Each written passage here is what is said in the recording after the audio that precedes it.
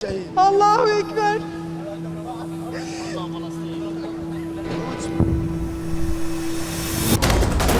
İsrail hakim!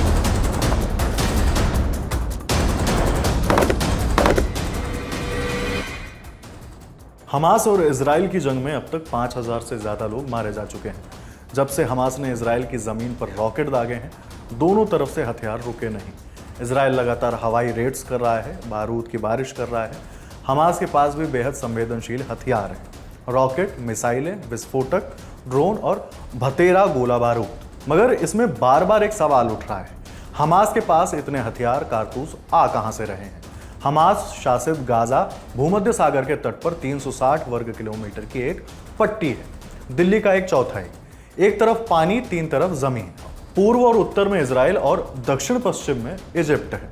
कम संसाधनों और घनी आबादी वाला क्षेत्र है। 2007 में हमास के आने के बाद से ये बाकी दुनिया से लगभग पूरी तरह से कटा हुआ है।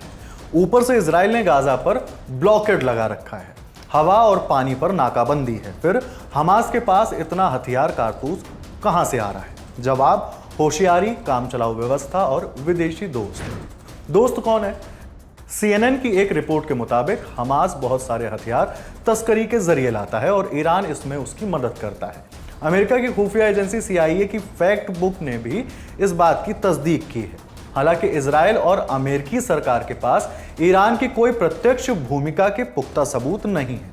वहीं सुरक्षा विशेषज्ञों का कहना है कि ईरान लंबे समय से हमास का मुख्य सैन्य समर्थक रहा है। गुप्त सुरंगों या नाकाबंदी से बच निकलने वाली नावों के जरिए हथियारों की तस्करी की जाती है। अलग अलग रिपोर्ट्स के मुताबिक हमास को कुल फंडिंग का 70% हिस्सा ईरान से आता है। आगे बढ़ने से पहले एक जरूरी जानकारी, अगर आप UPSC CSC की तैयारी कर रहे हैं तो अनअकैडमी लाया है आपके लिए एक शानदार मौका। दीजिए अनअकैडमी कॉम्बैट टेस्ट 22 अक्टूबर को और आप जीत सकते हैं 100% तक स्कॉलरशिप और ढेर सारे इनाम। डिस्क्रिप्शन में दिए गए लिंक पर रजिस्टर करें। अब खबर पर आगे बढ़ते हैं। एक्सपर्ट हमास के फैले हुए सुरंग नेटवर्क की भी बात को हाईलाइट करते हैं। हथियारों के विशेषज्ञ चार्ल्स लिस्टर का कहना है, ईरान समुद्र के रास्ते हमास को अपनी एडवांस्ड बैलिस्टिक मिसाइल भेज रहा है। साथ ही ईरान ने हमास को अपने हथियार बनाने में भी मदद की है। इस वजह से हमास के पास अब अपना खुद का भंडार भी है।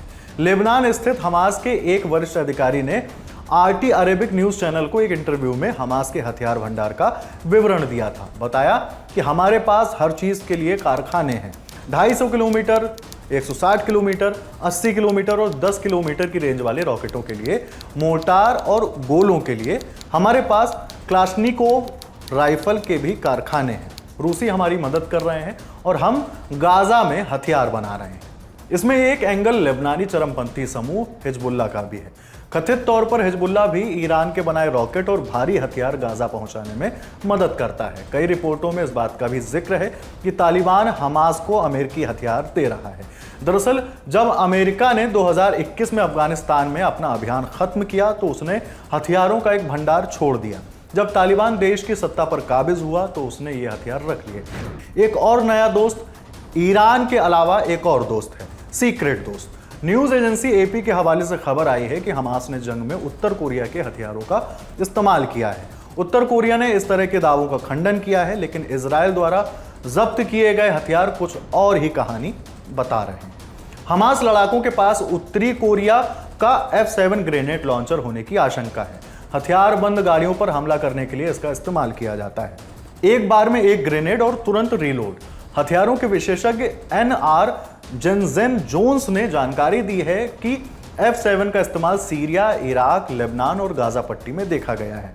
उत्तर कोरिया का गाजा को लेकर रुख क्या है? इस पर जियो स्ट्रेटजी के जानकारों ने बताया कि उत्तर कोरिया लंबे समय से फिलिस्तीन के चरमपंथी समूहों को समर्थन दे रहा है और पहले भी उनके हथियार ऐसे समूहों के पास से जब्त किए गए हैं। UN में उत्तर कोरिया के मेंबर्स ने अभी तक कोई जवाब नहीं दिया है, मगर राजधानी प्योंगयांग ने पिछले हफ्ते ही ऐसे दावों को खारिज किया था।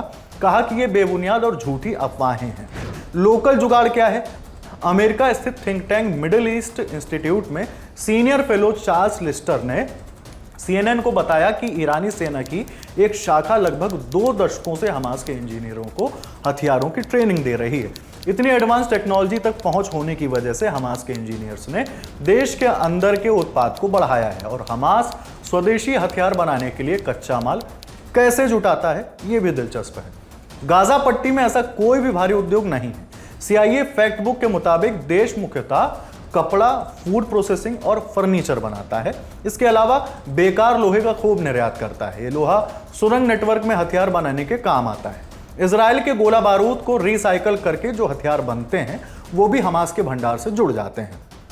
ये जानकारी आपके लिए जुटाई है हमारे साथी सोम ने। मैं हूं हिमांशु। देखते रहिए द लल्लन टॉक। शुक्रिया।